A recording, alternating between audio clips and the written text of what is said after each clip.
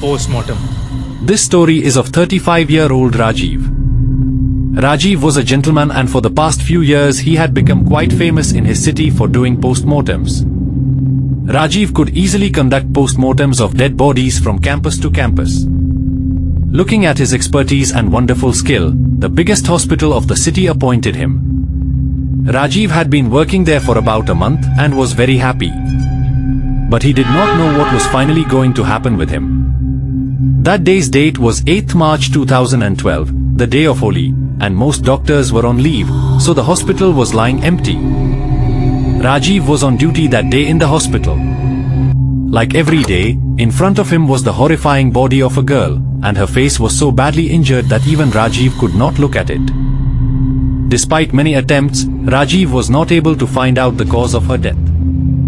Rajiv was feeling as if the girl's body had been rotting for many years, therefore finding out anything was becoming difficult. Rajiv was operating on her body, but as soon as he took his sharp surgical knife near the girl's throat, the girl's eyes suddenly opened. Now the girl's eyes were closed again and the body was lying there like glass. Rajiv thought, how can a dead person open eyes? So he thought maybe it was his illusion, and he again picked up his surgical knife. Rajiv pushed the knife blade into the girl's throat and began cutting her skin downward from the neck. But as soon as he did that, the girl's eyes again opened, turned left and right. In front of his eyes, the color of the girl's eyes disappeared and both her eyes became completely white. After this, the girl's fingers and both feet began moving forcefully. Seeing this, Rajiv became very scared and stepped back away from the body. For quite a while there was no movement in the body. On checking the body, there was no pulse and her heart was not beating either. But then why was her body showing movement?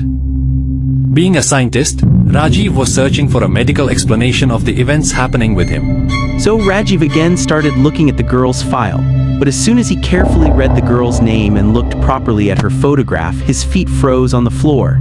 Sweat started dripping badly from Rajiv's face. That girl was none other than Rajiv's medical college lover Priya. But before Rajiv could understand anything, someone began strangling his neck from behind. When Rajiv turned back, Priya's corpse was standing there, strangling his throat. The lights burning in the room started flickering strongly. Rajiv was not able to understand what was happening there. Rajiv was not even able to shout. Somehow he picked up his surgical knife lying near him and began cutting at the girl's hands. But that girl, with her white eyes, kept staring at Rajiv and kept strangling him. Within moments, the girl's form changed.